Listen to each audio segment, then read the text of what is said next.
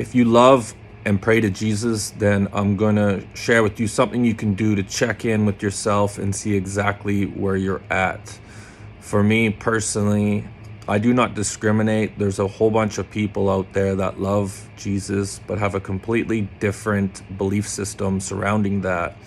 I was personally raised Roman Catholic, and then on July 13th, 2014, when Archangel Michael appeared right before I was about to take my life, opened up a portal in front of me, and my dad started yelling at me, who was still alive.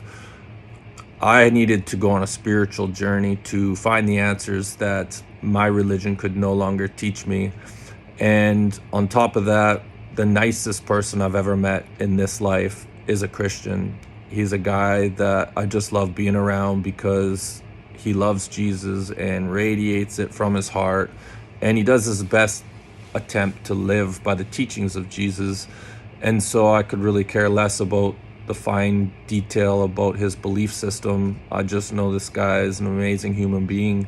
And so I don't discriminate. But one thing that I have come to learn is that there's a lot of people who love and pray to Jesus that have a completely different belief system. You know, for me personally, I consider myself to be spiritual. I talk to Jesus all day long.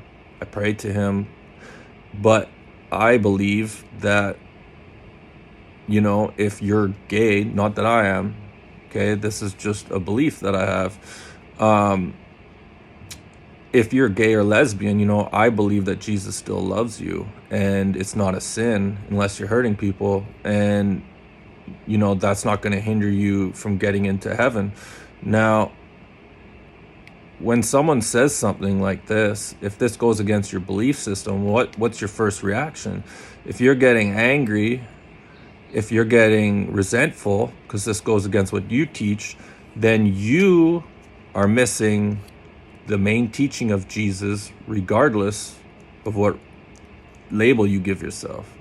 Because on October 20th, 2020, when Jesus came to me as a soul, when I was having a shower at my old man's house, he told me that he not only was the one who sent Archangel Michael that day to save me in my garage, but the last thing he told me was that love was the key, and he never wanted to be worshipped.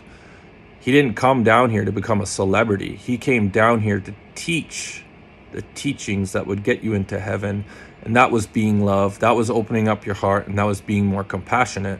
So the next time you come across someone teaching something that's a little bit different than what you believe in, pay attention to the reaction you initially have.